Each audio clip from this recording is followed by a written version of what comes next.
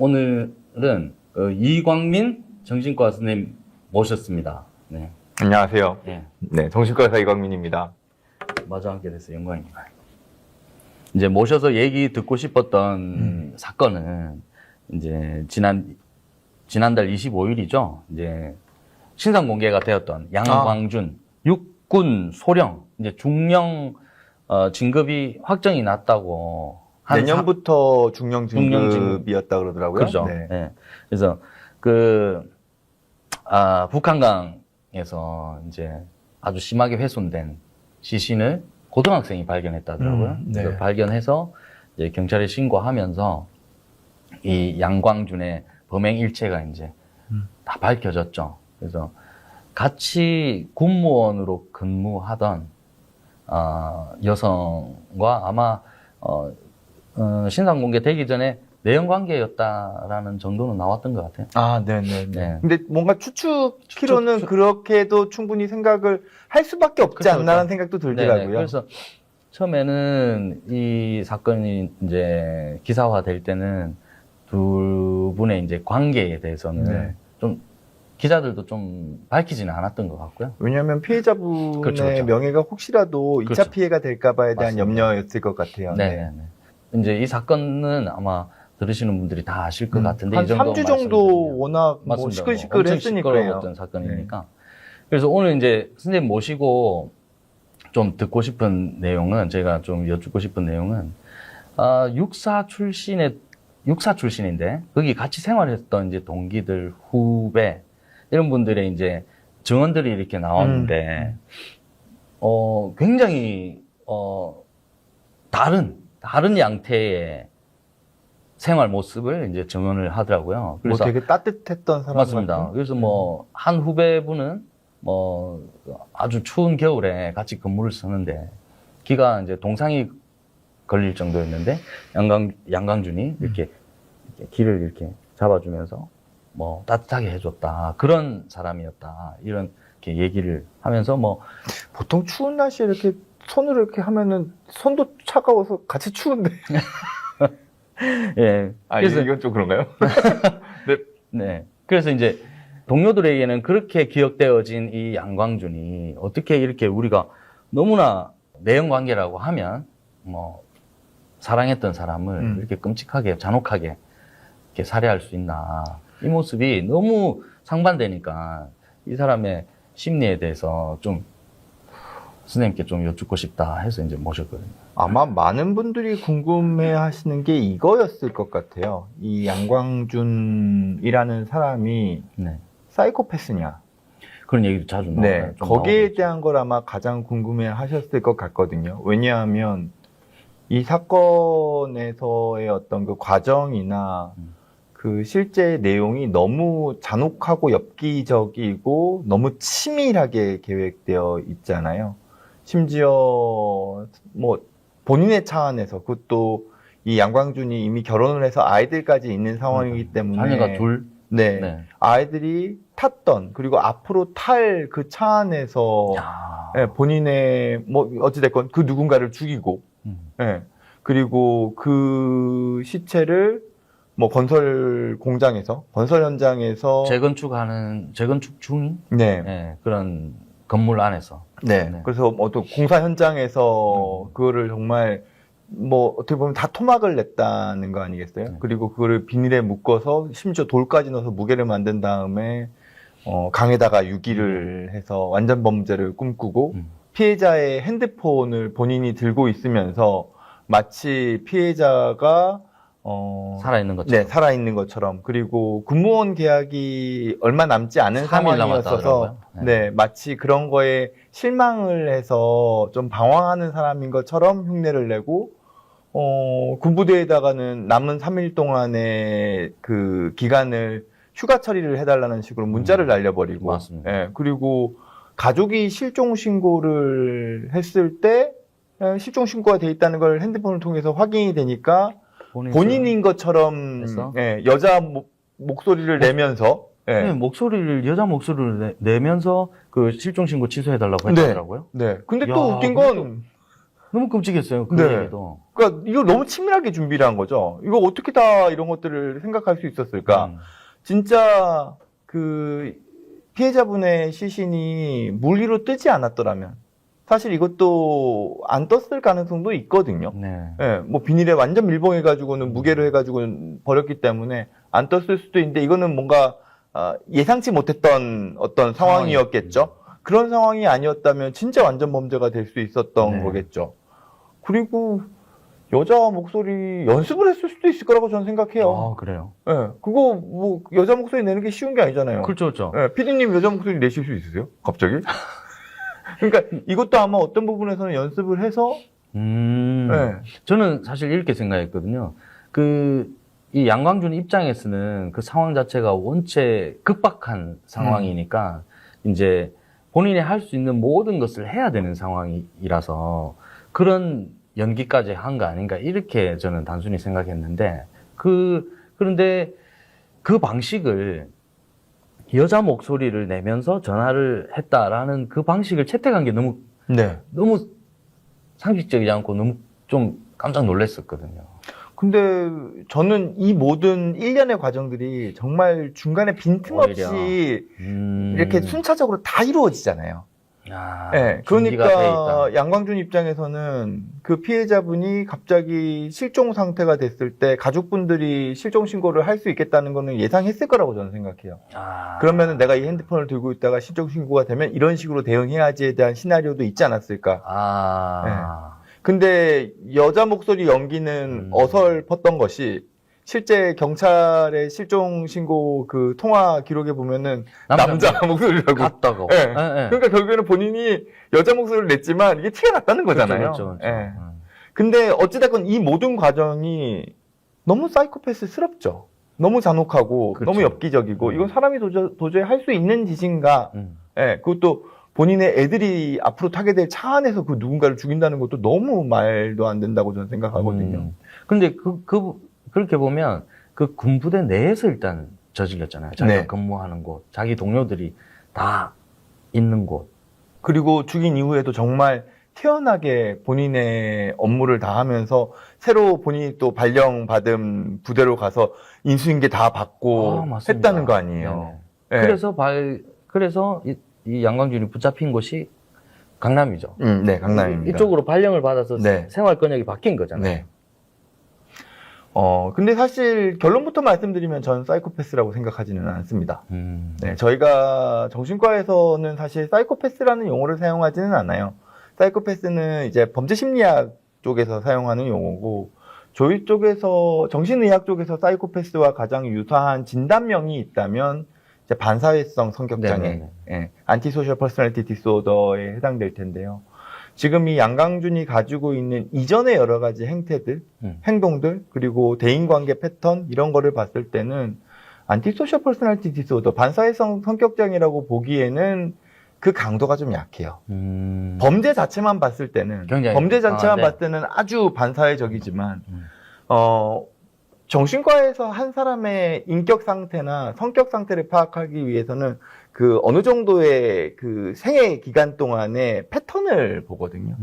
돌발적으로 아주 뭐 말도 안 되는 사이코패스적인 행동이 있었다 하더라도 그 전의 행동 패턴이 그렇지 않았다 그러면 저희들이 사이코패스라고 판단하지는 않습니다. 그러니까 결론만 보면은 사이코패스는 아니라고 볼 수 있는 거죠. 근데 그러면 뭘까에 대한 부분이에요. 혹시 짐작되시는 거 있어요? 제가 스모킹건에서도 몇 번 언급한 바가 있는 성격장애 유형 중에 하나긴 합니다. 아, 그렇습니까? 저는 광명 세모자 사건의 그 아빠 같은 그런 느낌이죠. 뭔가 똑똑하고, 오히려 사회적으로 좀 인정받았던 사람인데, 그때 저희가 그 광명 세모자 사건을 정신분석하면서 예를 들었던 게 우리나라에서 그 변호사가 아내를 사망케 했던 왜 변호사 전 다선 국회의원의 아들 그 변호사 케이스를 이제 얘기를 하면서 그랬었죠. 이제 이 뭔가 더 똑똑하고 뭔가 이런 사람들이 오히려 자기가 무너지는 것에 더 이렇게 마음 더 취약하다 그런 부분에 있어서 더 크게 반응한다? 이런 그렇- 느낌 아닌가요? 역시 스모킹건 담당 PD님답게 정신의학적인 부분에서의 이야기를 진짜 일목요연하게 딱 정의를 해주셨는데 진짜요? 그 정의에 해당되는 성격장애가 바로 자기애성 성격장애. 맞습니다. 그걸 네. 자기애성. 자기애성 성격장애. 나 자신이 사회적으로 어떻게 보여져야 되는지가 제일 중요한 사람이에요.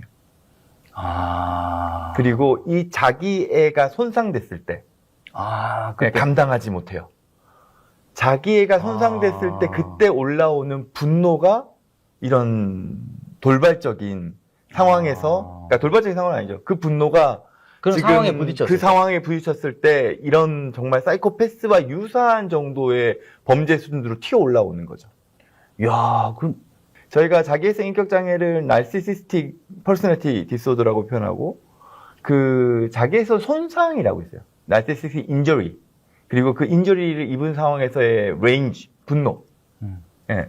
그리고 이 분노는 거의 사이코패스 수준, 안티소셜 수준의 분노라고 이야기를 하거든요.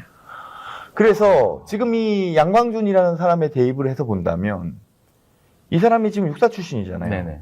그리고 지금 거의 지금 중령진을 달았을 때의 나이가 거의 최연소 수준이라고 얘기를 하더라고요. 그래요? 네. 그러니까 양광준이 38세? 네. 그죠? 중령 진급이 진짜 빠른 케이스. 그게 빠른 케이스? 네, 빠른 케이스라고 저는 그렇게 알고 있어요. 하기야 육사 네, 육세 출신이니까. 출신이니까요. 네. 그래서 그 수준이 되려 그러면은 어느 정도 해야 되냐면 본인이 부임했던 임지에서, 부대 임지에서 사건, 사고가 없어야 되고, 그리고 본인 수준으로 유능한 경쟁자가 없어야 된대요. 근데 그렇게 되기가 쉽지 않잖아요. 그러면 이 사람은 굉장히 인정받는 사람이었네요. 육군 내에서도 정말 인정받는 엘리트였고, 진급도 빨랐고, 심지어 사이버 부대, 이런 데로 갈 정도로 엘리트 육사 출신이었던 거죠. 그리고 운도 좋았고, 능력도 있고. 근데 그만큼의 위치를 만들어내기 위해서 본인 스스로가 얼마만큼 자기 애를 지켜내기 위해서 애를 썼겠어요. 그러죠. 네. 굉장히 치열했겠죠. 네. 그 남들한테는 그러니까 그렇게 얘기하시니까 좀 이해가 되는 게, 그럼 본인 이외의 타인들한테는 항상 좋은 사람이고 이렇게 그런 걸로 다 인정을 받잖아요. 네. 그래서 항상 자기는 좋은 사람이고 인정받는 사람이었는데 이것이 손상될 때, 그러네요. 굉장히 그러니까 감당이 안 될 것 같네요. 지금 구체적인 상황은 저희가 알 수는 없죠. 예. 어쨌든 근데 내연녀 관계였던 이 피해자 분과의 어떤 상황에서 지금 내연녀분은, 그러니까 지금 피해자분은 군무원으로서의 근무가 계약 기간이 얼마 남지 않는 상황이었고, 그것만 넘기면 어쩌면 잘 넘어갈 수도 있는 상황. 그거는 딱히 뭐 언급은 없더라고요. 언급은 없더라고요. 근데 지금 양광준은 소령에서 중령으로 지금 예정 상황에서 서울 근교에 있는 사이버대대로 어떻게 보면 좋은 요직으로 발령을 받은 상황이잖아요. 옮겨갈 예정으로 그렇죠. 있고요. 네. 네. 그렇게 어떻게 보면은 앞으로 더 승승장구할 수 있는 상황에서 이 내연녀 피해자분, 그러니까 이 피해자분과의 관계에서 나의 이 잘 쌓아놓은 스펙에 뭔가 손상을 입을지도 모른다는 그 걱정, 염려 혹은 위기, 이런 거를 양광준이 느낀 거죠. 그렇게 생각할 수 있는 어떤 우리가 모르는 상황이 되어버렸다는 거군요. 그리고 양광준은 그거 자체가 내가 이때까지 쌓아올린 이 자기애를 손상시킬 수 있는 극도의 위험한 상황이니까 어떤 돌발적인 상황이지만 이걸 어떻게 해서든지 자기는 모면해야 하는 거예요. 내 자기애를 지켜내기 위해서. 방금 그 얘기를 들으니까 동물의 세계처럼 생명의 위협이 느껴졌을 때 어떠한 수단 방법을 가리지 않고 공격하거나 뭐 이런 정도의 그런 상황처럼 느껴졌어요. 실제로 양광준은 진짜 자기가 죽는 것만큼 자기애를 지키고 싶을 거예요.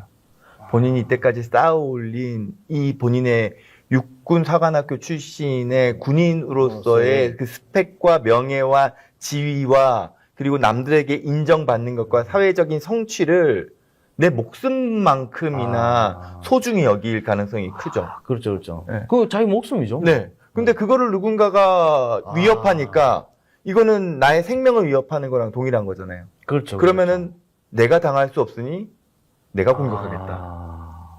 모든 것을 잃어버릴 수 있는 네. 상황이었다는 거죠. 본인한테는. 본인에게는. 본인에게. 왜냐면 이게 지금 자기애성 성격이 그러니까요. 네. 그러니까 건강한 자기애성 성격은 자기의 그 자기애를 사회적으로 인정받으면서 성공하고 그게 또 사회적으로 역할을 할 수 있도록 잘 활용해요. 예. 근데 이 나의 자존감보다 나의 자존감 이거는 내가 나를 지키는 힘이거든요. 네. 이번에도 말씀드렸었잖아요. 네네. 스모킹 네, 건데. 맞습니다. 내가 기본적으로 나를 판단하는 나의 자기 자존감보다 사회적으로 인정받고자 하는 자기애에 대한 욕망이 더 커버리면 야, 나의 자기애가 손상받으려고 했을 때 내 자존감이 무너지는 거가 같이 동반돼 버리니까 더 크게 공격해 버리는 거죠.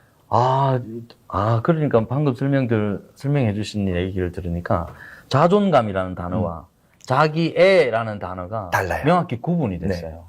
자존감은 내가 나를 바라보는 힘이에요. 내가 나를 지키는 힘이에요. 반면에 자기애는 내가 사회로부터 인정받는 거예요. 내가 사회로부터 받는 성취도거든요.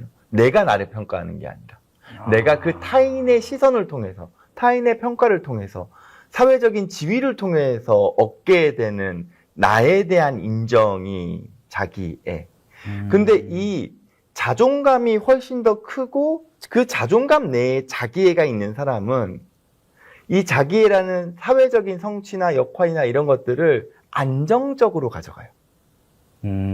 반면에 자존감은 작으면서 자기애가 더 큰 사람은 나의 자기애를 키워내기 위해서 내가 다소 불법적인 짓도 저지를 수 있고 타인에게 해가 될 짓도 내 자기애가 훨씬 더 크기 때문에 이걸 채워넣기 위해서 활용해버리는 거죠.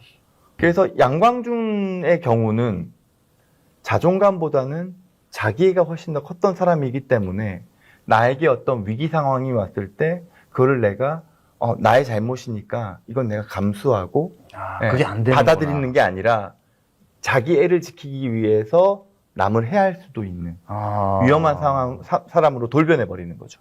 그 자기애라는 게 상당히 무섭네요. 그게 흔히 이야기하는 나르시시스트? 네, 나르시스트들. 나르시스트라고. 네. 근데 병적인 나르시스트들이죠. 건강한 나르시스트들은 오히려 정말 자기 역할도 잘하고 자기도 소중하게 여겨요.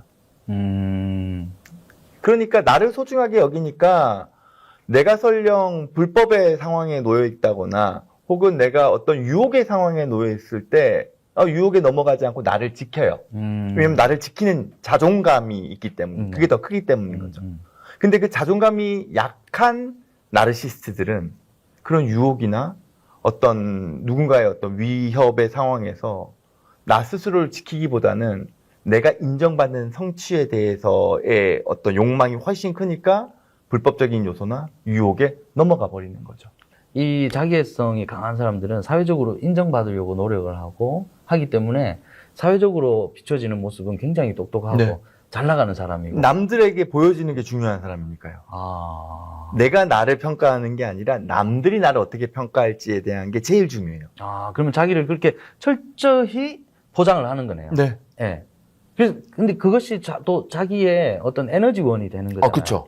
그것이 굉장히 긍정적으로 에너지원이 되면은 자존감도 같이 높아져요. 그래서 굉장히 그러면 근사하고 어떤 성공적인 사람, 남들이 우러러 보는 사람, 존경하는 사람이 될 수도 있고. 그렇죠. 근데 그것이 이제 잘못됐을 때는 이런 상황으로 나갈 수 있는 거죠. 양광준이 병적인 나르시스트일 수 있겠다라는 또 다른 이유가 있기는 하거든요. 그거는 물론 지금 이 범죄 행위도 정말 병적인 나르시스트들의 특징이지만 또 다른 게 뭐냐면은 결혼을 해서 아이가 둘이나 있는 한 집안의 가장이 내연관계 여자가 있었다는 거 아니에요. 그렇죠. 그것 자체만으로도 이미 본인이 어떻게 보면은 유혹에 넘어갔다라고 생각할 수도 있거든요. 아. 예, 물론 그 피해자분이 유혹을 했다는 의미가 아니라 네, 예, 그렇죠, 양광준이 본인의 어떤 성적 욕구에 대한 유혹에 넘어가 버린 거잖아요. 그것 자체는 나를 지킬 수 있는 힘이 이미 약한 사람이다라는 거를 반증하는 거죠. 아, 그러네요. 네. 아, 그렇게 자기 포장과 사회적 어떤 시선이 중요한 사람이 그런 사회적으로 굉장히 비난받을 수 그쵸. 있는 위험할 길로 수 있는 들었을 상황에 때 자기를 본인도 모르게 노출을 시킨 예, 거잖아요. 노출을 시키고 그 유혹에 넘어간 거죠. 이야. 그렇다는 건, 아, 이 사람은 남들한테 인정받는 게 정말 중요하지만 그, 나를 지키는 힘은 약하구나. 예. 외도를 안 할 수 있는 마음가짐은 나락에 대한 경계라고 얘기했거든요. 아, 굉장히 네. 좋은 메시지네요. 나 한마디로- 스스로가 나락에 빠지지 않기 위해서 외도를 경계하는 거예요. 외도를 안 하는 거예요. 예, 그게 나를 지키는 힘이거든요. 그게 자존감이에요. 예. 근데 양광주는 내가 나락에 빠질 수 있는 위험이 있음에도 불구하고 그 나락에 대한 경계 없이 나를 지키지 않고 예, 그 순간에 그 어떻게 보면 그 피해자분의 사랑에 인정에 목말랐을 수도 있죠. 그렇죠. 그거 역시도 자기애거든요. 그거 역시 자기애. 예. 아, 그게 이해되네요. 예, 내 자존감, 나를 지키는 힘을 포기해버리고 그 유혹에 넘어가 버리는 거예요. 그 한 사람, 한 사람, 상대가 여성인 경우, 그 사람에게 또 인정받아야 되고, 인정받아야 그 사람의 되고. 사랑을 내가 독차지하고 독차지해야 싶고. 되고. 네. 그리고 그리고 그 상황에서 그 관계는 내가 책임질 수 없는 관계잖아요. 그렇죠. 그 당연히 결말이 안 좋을 수밖에 없죠. 그 우리가 충분히 예상할 수도 있거든요. 네. 예, 그런데도 불구하고 그 상황까지 갔다는 건, 아, 나를 지키는 힘이 이 사람은 약하구나. 그러니까 자기애성 성격에서도 건강한 자기애성 성격보다는 병적인 자기애성 성격의 가능성이 이미 높았다는 거를 이 사건이 있기 전에 그런 상황- 관계만 보더라도 어느 정도 알 수 있는 거죠. 이 양광준 같은 자기애성 성격 장애는 어떻게 형성되는 거예요? 타고난 건가요? 아니면 성장 과정에서 그런 것들이 발생될 수 있는 건가요? 우리의 성격은 기본적으로 두 가지를 다 가지고 있어요. 네이처 앤 널처라고 얘기하거든요. 내가 타고난 기질. 이건 유전자적인 게 좀 포함되어 있겠죠. 예. 그리고 내가 어떤 환경에서 자라났느냐, 누구의 영향을 받았느냐, 이런 것들이 성장 과정에서의 영향은 널처라고 표현을 하거든요. 두 개가 다 있었을 거예요. 혹은 환경만 따지고 봤을 때는 내가 인정받지 못하는 상황에서는 내가 계속 뭔가 피해를 입어요. 예. 혹은 부모님이 그 인정이라는 거에 목말라 있어요. 본인이. 그런 상황이라 그러면 나는 끊임없이 그 누군가의 인정만 갈구하면서 성장하게 되거든요. 그게 내재화되는 거죠. 아, 그게 자기애성 성격의 장애로 어떤 환경일 수 있어요. 아, 근데 그 가능성이 굉장히 크네요. 근데 사실 양광준의 성장 배경에 대한 그건 잘 모르니까. 뭐나 가족 관계나 뭐 어떤 그 기타 관계에 대해서는 잘 모르기 때문에 알 수는 없지만, 근데 사실 육군 사관학교라는 게 일단 그러니까요. 멋있잖아요. 아니, 서울대 법원 가는 곳이잖아요. 어떻게 보면은 군인 중에서는 서울대죠. 네네. 예, 서울대는 그 사관학교가 없으니까. 네네. 예, 대한민국에 유일하게 장성급을 양성하기 네네. 위한 기관이잖아요. 그거 역시도 내가 가지고 있는 실제적인 사람됨보다 어쨌든 육군사관학교 생도, 거기에 졸업생, 그렇게 해서 점점 계급이 높아질수록 내가 가지고 있는 자기애에 대한 뭐라 그럴까요? 그 갑옷? 나의 실제 모습보다는 내가 착용하고 있는 사회적인 갑옷이 근사해지죠. 그러면 그만큼 자기애성을 충족시키기에는 좋은 환경이에요. 물론 육사생도들이 다 그렇다는 건 절대로 아닙니다. 아, 그렇죠. 많은 육사생도분들이 건강한 자존감을 가지면서 건강한 자기애를 추구하시면서 본인이 성취를 이뤄나가시고 그 성취를 바탕으로 나라를 위해서 헌신하려고 하는 마음을 가지고 계시죠. 네네. 예, 근데 이 양광준 같은 경우에는 어쨌든 남에게 인정받고 싶어 하는 마음은 너무 크지만 나 스스로를 지킬 수 있는 힘은 너무 약했다라고 볼 수 있는 거예요. 절대로 양광준 부모님이 우리 뭐 성장 환경을 전혀 모르기 때문에 네. 양광준 부모님께서 그렇게 했다라는 얘기는 절대로 아니고 그것도 아닙니다. 그것도 절대로 아닙니다. 아니고 그냥 이렇게 보면 이 뭔가 좋은 대학을 갔거나 뭐 스펙이 좋으신 분들 있잖아요. 늘 우리나라의 교육 환경이 부모님들, 그런 분들을 보면 많은 다수가, 많은 퍼센테이지가 부모님들이 교육열이 굉장히 높고 굉장히 성취에 대한 네. 강한 푸시, 이런 것들이 존재하는 경우가 상당히 많더라고요. 그래서 제가 항상 뭐 여러 방송이나 또 제가 청소년 환자들 볼 때 부모님들께 항상 말씀드리는 게 아이의 욕구를 부모는 쫓아가야 되는 사람인데 아이의 욕구와 욕심의 기회를 부모님이 빼앗아 버리잖아요. 그러니까 그러면은- 부모님의 욕심대로 네. 꼭두각시처럼 아이는 그러면은 자존감이라는 게 형성되기보다는 부모님에게 인정받고자 하는 자기애성 성격이 더 강화될 가능성이 크죠. 그러니까. 내가 나를 위해서 열심히 하고 내가 나를 위해 가지고 성공해야 되고 내가 나를 위해서 힘들지만 치열하게 살아야 되거든요. 그렇죠. 네, 그게 자존감이에요. 근데 또 내가 더 인정받기 이해됐어. 위해서 내가 누군가한테 좋은 평가를 받기 위해서 내가 혹은 어떤 환경에서 더 높은 계급을, 높은 지위를 가지기 위해서 남이나 사회를 위해서 내가 열심히 하고 치열하게 산다? 이거는 나의 자존감보다는 자기애를 더 키우거든요. 그렇습니다. 보면, 이제 어떤 뭐 어려운 환경에서 본인이 이제 나의 다른 상황을 만들기 위해서 치열하게 살아가고. 나 스스로를 위해서. 열심히 살아가고. 그래서, 본인이 나의 환경을 가꾸고 만들어가고 하면서 이런 사람들이 성공을 하면 굉장히 근사해요. 맞아요. 네. 건강하고요. 또. 네. 영향력도 좋습니다. 네네네네. 그런데, 어렸을 때부터 부모님의 푸시로, 혹은 뭐 본인이 어떤 주변 환경이나 선생님이나 뭐 이런 거에게 네. 인정받기 위한 네. 것만으로 이제 열심히 하는 네네. 경우. 그러면 약간 성격이 조금 다름을 좀 느껴요. 약간 이렇게. 지금 무슨 얘기냐면 나의 인정받음을 위해서는 그 무슨 짓이든지 할 수 있어요. 왜냐면 중요한 게 인정받는 거니까요. 그래서 좀 불편해요. 음. 그런 분들은 보면. 그러니까 건강하지 않다는 거죠. 거죠. 네, 영향력도 그것이. 건강하지 않는 거예요. 네. 왜냐면 내가 남들에게 잘 보이기 위해서 그 누군가를 이용할 수 있고 그 누군가를 해할 수 있고 그 누군가에게 피해를 줄 수 있고 그게 설령 나에게 뭐 위협이 될 위험이 있다 하더라도 가능성이 있다 하더라도 일단 내가 남들에게 인정받는 게 더 중요한 거죠. 그러니까 위험할 수밖에 없는 거예요. 그러면 먼저 두 가지 질문이 있습니다. 나르시스트, 성격적 특징, 우리가 이렇게 사회적으로 그런 사람들을 좀 알아볼 수 있는 성격적 특징. 왜냐하면 정말 알아보기 힘든 게 사회적으로 굉장히 자기 자신이 좋은 사람이고 뛰어난 사람임을 인정받아야 하기 때문에 좋은 사람으로 보일 가능성이 굉장히 큰 게 그렇죠. 양강준을 보면 양강준의 케이스가 분명히 지금 이 사건이 나고 나서 양강준을 아는 사람들의 증언은 굉장히 좋은 사람이다라고 다 얘기를 하고 있거든요. 그러면 우리가 혹시나 좀 알아볼 수 있는 그런 방법이 있을까요? 어떤 불편함을 겪을 때 의심해봐야 된다 이런 거는. 일단 나르시스트의 특징, 병적인 나르시스트 같은 경우에는, 그러니까 병적인 자기애 같은 경우에는 어쨌든 겉과 속이 달라요. 이게 자기애는 겉이고 속은 자존감이잖아요. 그렇죠. 네. 그러니까 겉과 속이 다른 거죠. 그래서 우리가 겉과 속 다른 사람들이라고 얘기하잖아요. 가끔은. 즉 많은 사람들이 있을 때 행동하는 것과 나랑 단둘이 있을 때 행동하는 게 달라요.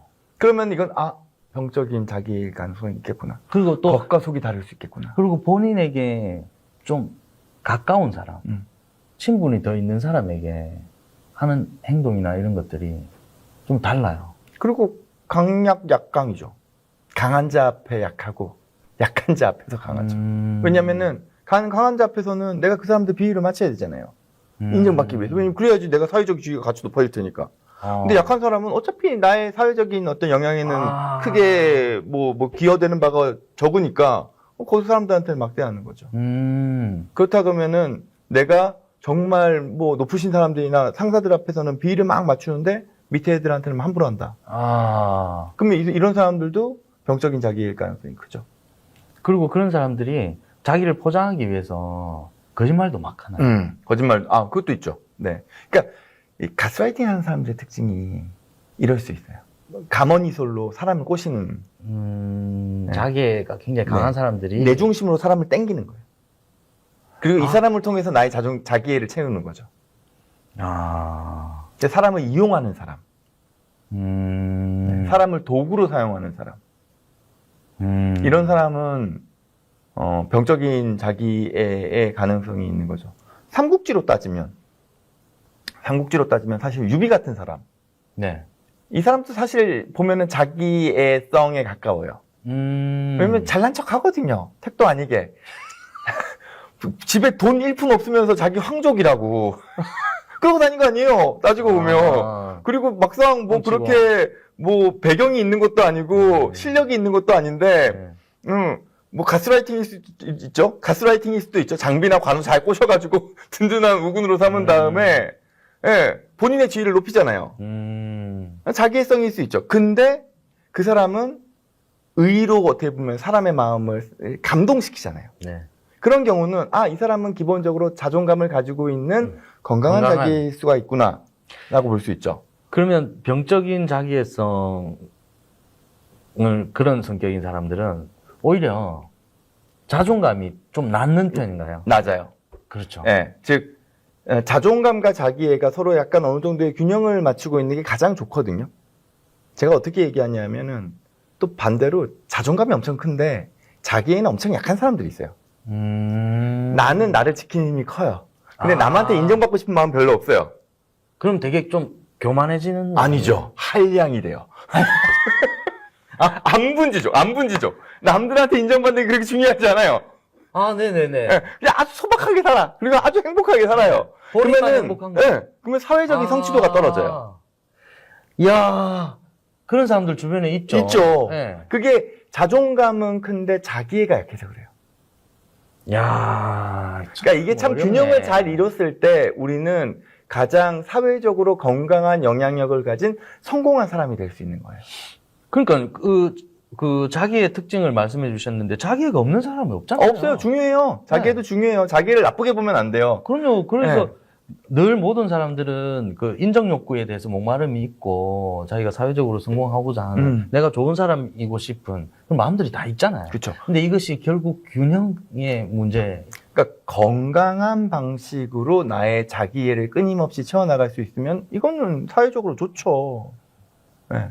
근데 지금 양광준 같은 경우에는 네, 남들에게 인정받으려고 애쓴 부분도 있고 열심히 산 측면도 분명히 있을 그럼요. 거예요. 그럼요. 네, 100% 나쁜 사람은 아니에요. 그럼요. 하지만 본인의 자기애에 위협이 되는 그 누군가가 있을 때 이 사람에게 큰 해를 가해도 된다라고 생각하는 거 아니에요. 나의 자존감, 나의 자기애를 지키기 위해서는. 이렇게 이 설명을 들어야 이게 이해가 돼요. 이 상황이. 그쵸. 네. 왜냐면 이 사람이 지금 두 얼굴의 악마인 거 아니에요? 사실 따지고 너무너무 보면. 이해가 되지 않는 거예요.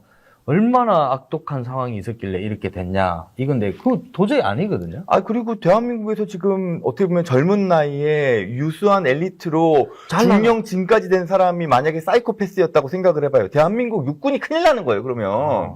그러니까 이 사람에게 정말 뭐 얘는 그냥 완전 악마, 뭐 사이코패스 이렇게 가버리면 사실 이게 우리나라 국가 시스템에 대한 문제도 같이 있는 거기 때문에 그렇게만 바라볼 수는 없다는 거죠. 그리고 그렇게 규정 지으면 안 될 것 같아요. 네. 아니 이 사람을 그냥 사이코패스가 저지른 범죄 이렇게 규정 지으면 안 될 것 같아요. 혹은 이럴 수는 있어요. 우리가 자기애를 꾸준하게 추구하다 보면 자기애가 커지면서 나를 지키고자 하는 마음도 같이 커져요. 왜냐면 내가 이만큼 힘들게 쌓아올린 게 있잖아요. 그럼요. 그럼 내가 이 쌓아올린 걸 지키고자 하는 마음이 같이 생기죠. 그게 자존감도 같이 커지는 거예요. 근데 양광준 같은 경우에는 자기애는 많이 커져 있는데 자존감은 아직까지 덜 큰 상황인 거죠.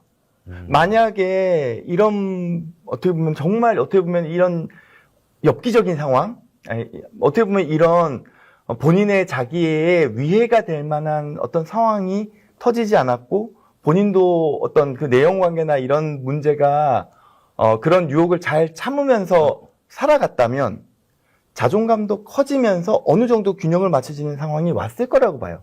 근데 자기애는 커져 있는데 자존감이 낮아져 있는 상황에서 나의 자기애를 손상시킬 만한 어떤 사건이 딱 터져버리니까 이 자기애적 손상이 자기애적 분노로 넘어가면서 이런 끔찍한 사건으로 이어진 거죠. 자기애가 강한 사람은 본인은 모르잖아요. 본인 성격이 그렇기 때문에. 본인은 그것이 삶의 방식이잖아요.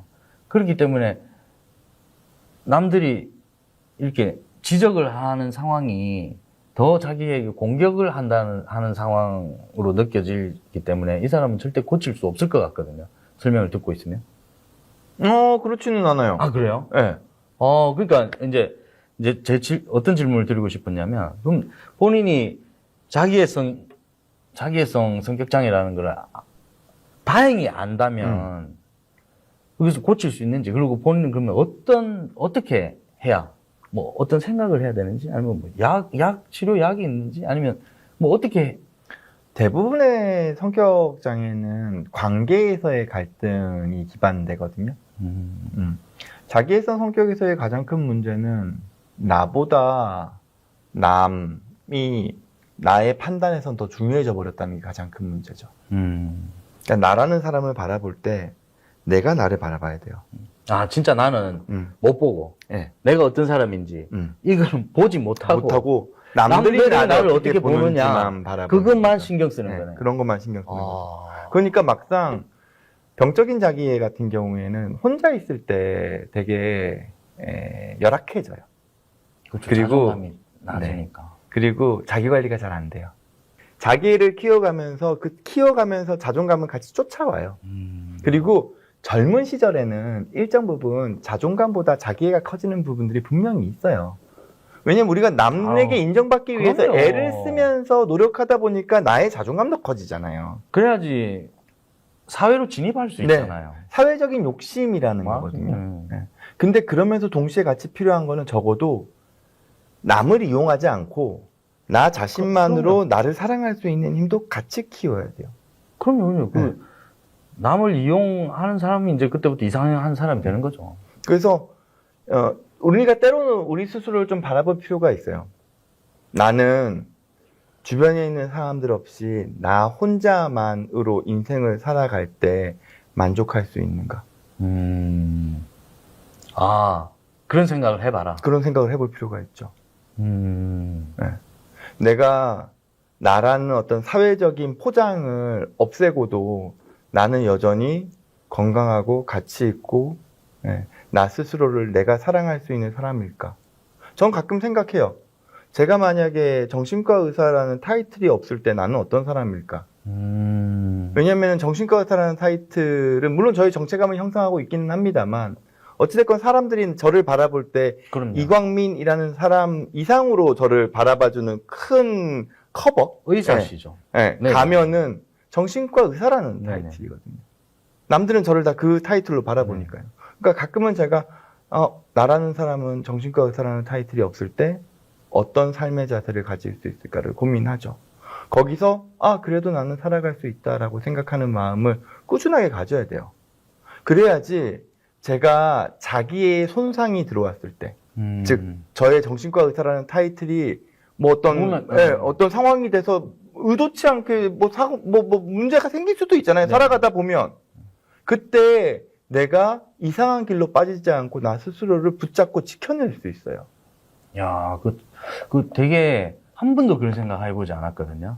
되게 좋은 조언을 해주셨어요. 왜냐하면 저한테는 자살을 생각하면서 오는 친구들이 많아요. 친구들이라고 표현하는 이유는 우린 누구나 다 그런 생각들을 할 수 있기 때문에 제가 맞습니다. 이런 표현을 쓰는 거예요. 근데 대부분의 경우가 뭐냐면요. 나의 사회적인 어떤 상황 자체가 망가져 버렸다고 생각하기 때문에 내가 살아갈 이유가 없다라고 생각해요. 야, 그렇구나. 근데 사실 우리는 사회적인 어떤 정체성이 없이도 나 자신만의 삶으로도 충분히 가치 있는 사람이거든요. 그래서 실존주의에서 제일 중요하게 여기는 게 그 비유잖아요. 시지프스 신화. 돌을 굴려 올려요. 힘들게, 치열하게. 근데 공이 다시 떨어지죠. 돌이 다시 떨어지죠. 근데 또 다시 끌어올려요. 이 돌을 끌어올린다는 행위는 내 사회적인 지위를, 그 자기애를 채운다는 의미일 수 있거든요. 근데 그거는 어느 순간 또 무너져 내릴 수 있어요. 그럼에도 불구하고 우리는 끊임없이 돌을 끌어올리는 거예요. 그게 우리가 가지고 있는 삶이고, 내가 사회적인 허울 없이도 나 스스로 살아갈 수 있는 힘이거든요. 그리고 그게 나를 지키는 힘, 자존감이에요. 선생님께서 선생님께 스스로 그런 질문을 하신다 했잖아요. 저는 대답할 수 있어요. 근데 타이틀을 없으셔서 엄청 잘 살아가실 수 있을 것 같아요. 왜냐하면 제가 뵐 때 늘 이렇게 겸손하시거든요. 그런 권위주의나 이런 게 느끼지 못하겠어요. 그래서 저는 답할 수 있어요. 선생님 굉장히 건강한 자기의 네. 시다. 근데 저는 자기의 제가 순간 성격이에요. 정신과 의사가 네. 된 거예요. 정확하세요. 제가 정신과 의사를 딱 들어갔을 때 저희 정신과 교수님들이 저랑 이야기를 딱 해보시자마자 저한테 얘기했던 게 자네는 자기애성 성격 특성을 가지고 있었어요. 그리고 그거를 잘 관리해야 돼. 병적으로 안 갈 수 있도록. 아, 진짜요? 좋은 스승님들이죠. 저한테는. 그러니까 정확하게 보신 거예요. 아니, 늘 이렇게 겸손하시고, 이렇게 사람 대함이 늘 이렇게 낮은 자세로 하시니까, 오히려 제가 참, 그래서 이제 저희가 항상 모시잖아요. 좋게 봐주시는 거예요. 이런 자기애성이. 네네. 정말 건강한 자기애인 자기애인 거죠. 거죠. 네. 야, 그리고 그럴수록 저의 자존감도 같이 높아져요. 네. 그리고 조금 방향이 달라지긴 하는데 네. 한마디만 더 하고 싶은 게 있어요. 네. 지금 이 사건 같은 경우에 또 하나 이슈가 뭐냐면은 교제폭력이에요. 데이트폭력. 근데 뭐 긴 말 할 필요 없이요. 나의 여자친구, 나의 남자친구는 나의 소유물이 아니에요. 그러니까요. 예. 내가 마음대로 할 수 있는 게 아니에요. 예. 그 사람이 떠난다 그러면은 떠날 만한 이유가 있어서 떠나는 거고 거기에 대해서는 나도 책임이 있고 상대방도 책임이 있는 네, 거예요. 맞습니다. 예. 근데 자기 마음대로 하려고 하니까 너가 감히 나한테 이래? 그러면은 너 그럼 내 마음대로 할 거야. 그러고 보니까 그 상황 자체가 다 자기애성인데. 네. 그 상황 자체도 자기애성이죠. 근데 데이트 폭력이 결국에는 타인을 이용한다 그랬잖아요. 자기애성은. 병적인 자기애는 타인을 이용하고 타인을 도구화해요. 그러니까 가스라이팅을 하는 거죠. 아니, 그리고 이 상대로 하여금 이 상대는 무조건 나를 온전히 나만 바라봐야 돼. 나만을 위해 예, 살아야 된다. 나만 사랑해야 돼. 그렇지 않음을 못 견뎌 하는 것 같아요. 이게 아주 큰 자기애성 아니에요? 그러니까 조금 전에 이제 양강준도 마찬가지로 자기애성으로 포장이 되어 있는데 이 여성에게 인정받고 싶은 욕구, 그것도 자기애가 발동되어서 이 여성과의 관계에 있어서 정확히 자기애가 발동된 거라 하셨잖아요. 이 교제폭력도 정확히 그렇게 발동이 된 거로 보이거든요. 정확하게 상대방이 나한테서 멀어지려고 하는 것 그 자체만으로도 나의 자기애가 손상된다고 느끼는 네, 거예요. 상황 자체를 네. 받아들일 수 없는 거죠. 내가 뭐 나만 사랑해줘야 되는 사람이 날 사랑해주지 않는다고? 왜냐면은 자기애는 날 사랑해주기를 원하는 거잖아요. 근데 그게 딱 끊겨버린다고 생각을 하니까 위기라고 생각을 하는 거죠. 그리고 분노로 넘어가는 거예요. 근데 이 얘기를 또 하다 보니까 또 너무 무서운 게 얼마나 잘해주겠습니까? 이 여성이 마음을 얻기 위해서 자기를 포장해야 되잖아요. 이 사람이 나를 어떻게 생각하느냐가 더 중요한 네. 거잖아요. 나를 아주 매력적인 사람으로 만들기보다 이 사람이 나를 좋아하게끔 하기 위한 포장을 하는 거잖아요. 그래서 이거 얼마나 잘해주겠어. 자기애성 성격에서의 어떤 연애가 있으면 어떤 게 있냐면요. 올굿앤 올배드가 생겨요. 지금 무슨 얘기냐면은 맨 처음에 만날 때는 이 사람의 마음을 얻기 위해서 내가 다 해줘요. 정말 헌신적으로. 야. 근데 마음을 딱 얻었다고 생각하는 순간 마음 안에서 뭐가 생기냐면은 이 사람이 떠나갈까 봐 두려운 거예요. 그럼 나는 손상되잖아요. 그럼 어떻게 되냐면 내가 먼저 쳐내버려요. 왜냐면 상대방이 먼저 떠난다는 거에 대해서 난 받아들일 수가 없으니까. 이미 마음은 얻었잖아요. 그러면 불안은 뭐냐면 이게 없어질까 봐야 돼. 그런 사람 얘기 들었던 것 네. 같아요. 그러니까 안정적인 관계를 꾸준하게 이어가지를 못해요. 이건 조금 더 병적인 자기애성 성격이죠. 교제폭력이나 이런 부분들이 사실은 너무너무 사회적으로 안 좋은 영향을 끼치는 것 같아요. 왜냐하면 제가 이번 주 바로 어제 서 변호사님하고도 그런 얘기를 했었는데, 이런 범죄가 많아지니까 사람 관계하는 게 너무 무서운 거예요.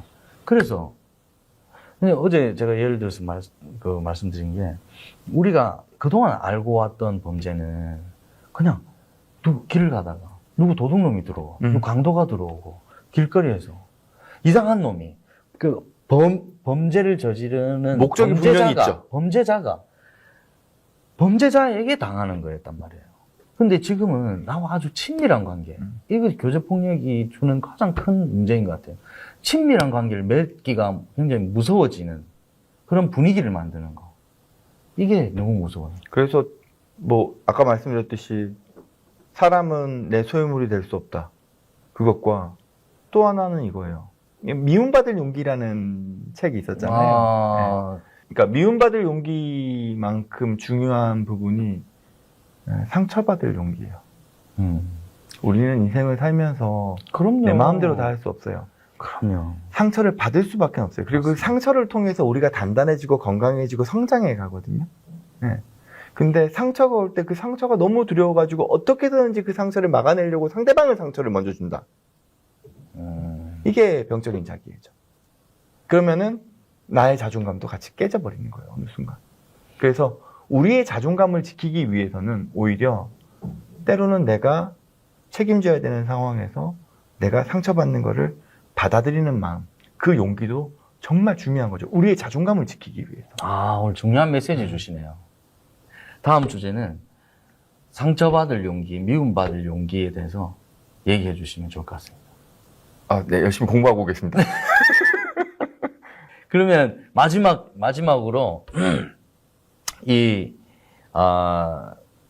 이제 우리가 이제 부모님들도 들으시고 우리도 또 언젠가 부모님이 되어야 되고 이랬을 때 결국은 한 사람의 성장 과정에 있어서 그것이 아까 말씀하셨던 것처럼 타고난 성격일 수도 있고 하지만 그것 또한 성장 과정에서 잘 다듬어질 수 있잖아요. 네. 이 자기애성 성격 장애를 가지지 않게 하기 위한 어떤 방법, 부모의 역할 아니면 주변의 역할 모르겠습니다. 아무튼 자기애성 성격 장애를 가지지 않게 하기 위한 좋은 영향력? 네. 그런 질문이 성립이 될까요? 네. 그럼 어떻게 해야 될까요? 일단 부모님의 역할.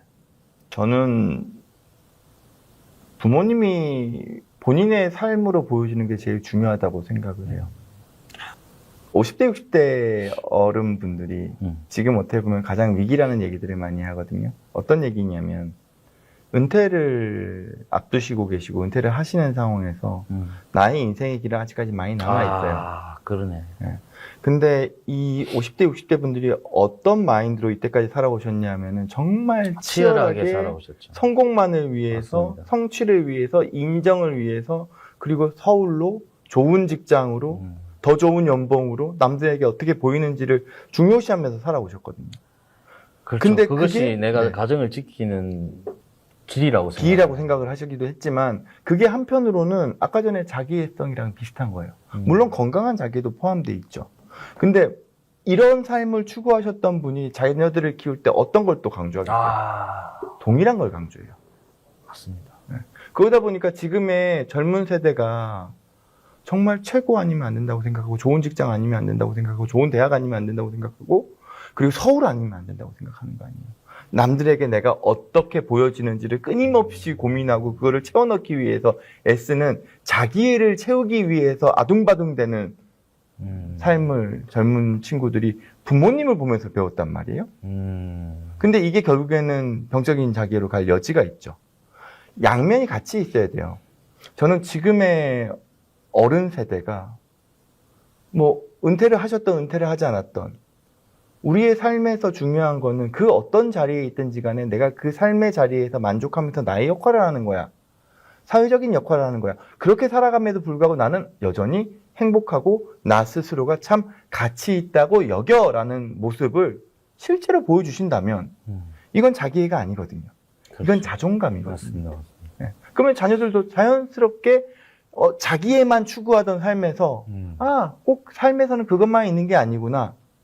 내 삶에서의 다른 행복, 소소한 행복, 남들이 인정하지 않더라도 내가 가치 있다고 여기는 걸 열심히 하는 삶에 대한 의미를 가져갈 수 있게 되는 거죠. 냅둬야 돼요. 그러니까 냅둬야 돼. 그렇죠? 냅두고 나나 잘 해야 되는 거죠. 어른들이. 네. 냅둬야 돼 정말. 네. 이 애들도 자기가 하나의 인격체고 본인 스스로 살아나갈 힘이 있거든요. 그러니까 저는 어떻게 생각하냐면 이 아이가 성장 과정에서 부딪히는 자연스러움 속에서 자기가 생각하고 이겨나가고 하다 보면 알아서 자기가 판단하고 자기가 성장해 나간다고 보거든요. 그래서 그거는 결국 자기 인생이고 제가 하는 역할은 그런 조언이지, 그냥 조언. 그냥 더 먼저 살아본 사람으로서의 조언을 하는 역할이지. 저는 부모라고 뭘 가르쳐야 되고, 이 길을 규정 지어줘야 되고, 이런 걸 절대 생각하지 않거든요. 그리고 어느 정도의 안전을 확보해주는 역할. 네, 그럼요. 뒤에서 이렇게 쫓아가면서 그럼요. 혹여나 네네. 생길 수 있는 상황만 이렇게 맞습니다. 예. 봐주는 거죠. 그리고 네. 개입 안 하고 가다가 그럼요, 이거는 위험하다 할 때만 딱 이렇게 가는 거예요. 맞습니다. 제 말이. 네. 그렇게 하고 계십니까? 전 아직까지 자기애를 충족시키려고 애쓰면서 사나 봐요. 아니, 물론 저는 그러고 있어요. 네. 그러려고 노력해요. 오늘 말씀해 주신 내용 중에, 제일 와닿았던 내용은, 어쨌든, 오늘 선생님 말씀 듣고, 이 자기애성 성격장애가 얼마나 무서운 건지 다시 한번 알게 됐고요. 그러니까 이 양광준이라는 이 나쁜 놈이 한 짓이 왜 그런 짓을 벌이게 됐는지 좀 이해가 되는 설명이었고요. 근데 그거 한번 생각해 보셨어요? 어떤, 이번 시나리오가 그래도 이 비극으로 안 갈 수 있는 방법이 있었다면 어디서 바뀌어야 될 거라고 생각하세요? 만약에 비극으로 안 갈 수 있었다면 어느 지점에서 어떻게 어떻게 바뀌었어야 됐을까? 그냥 들통이 났었어야 될 것 같아요. 아예. 범죄를 저지르고 난 다음에 아니요. 만약에 그 불륜의 관계가 네네네. 저도 딱 그래요. 네. 저도 그냥 비록 내가 이때까지 쌓아올린 이 공든탑이 다소 손상을 받는다 하더라도 그렇다고 해서 뭐 다 군대에서 무너지지 않죠. 쫓겨나는 것도 아닐 거 아니에요. 그럼요. 다소 진급에 약간의 영향이 있을지 네네네네. 모르겠고 가정사에 약간의 지장이 있을지 모르겠지만 내가 유혹에 넘어가서 생긴 일이니 내가 그 손상에 대해서 그 상처에 대해서 책임지겠다는 마음만 가지고 그냥 거기에 대해서 공개하고 거기에 대해서 내가 책임질 부분 책임지고 했다면 제가 볼 때는 양광준은 오히려 대한민국 국군에서 나름대로 역할을 하는 사람이 됐을 수도 있었다고 생각은 해요. 그게 그 가장 크리티컬한 포인트인 거죠. 내가 상처받을 용기. 네. 근데 이게 만약에 들통났다. 그랬으면 훨씬 큰 성장의 순간으로 작용했을 수도 있고. 네. 만약에 또 한편으로 우리가 이제 사건을 많이 다루다 보니까 와이프한테 들켰어. 혹여나 와이프한테 공격적으로 돌변했을 수도 있을 것 같은 그런 느낌도 있고. 잘 모르겠습니다. 아무튼 너무 자기애성 성격장애 너무 무섭게 작동을 해버리니까. 결국은 이것이 그러니까 좀 더 많이 그러니까 이런 자기의 어떤 문제적 관계가 한 방에 쭉 퍼져버려가지고 공개가 확 되어버렸으면 좋은 요인으로 작동했을 것도 같아요. 근데 이것이 비밀스럽게 갔다면 들켰다면, 네. 근데 그건 내가 책임지지 않겠다는 거니까요. 예, 그러면 굉장히 또 다른 문제가 다른 피해자가 생겼을지 않았을까. 결국에는 자기 잘못에 대해서 책임을 좀 지려고 하는 마음만 가지고 있었더라도 이런 비극이 없었지 않았을까. 네네. 네. 그런 생각을 좀 하게 됩니다. 이광준 선생님 통해서 뭔가 우리가 잘 살아가기 위한 마음 다스림, 이런 방향으로 좀 제가 많이 여쭤보고 싶은 부분이 있거든요. 예, 마음 다스림이 제일 중요한 것 같아요. 저도 열심히 다스리고 오겠습니다. 네. 그러면 다음 시간에 또 뵙겠습니다. 네. 다음 오리지널 콘텐츠로 또 뵙겠습니다. 네. 감사합니다. 감사합니다. 네.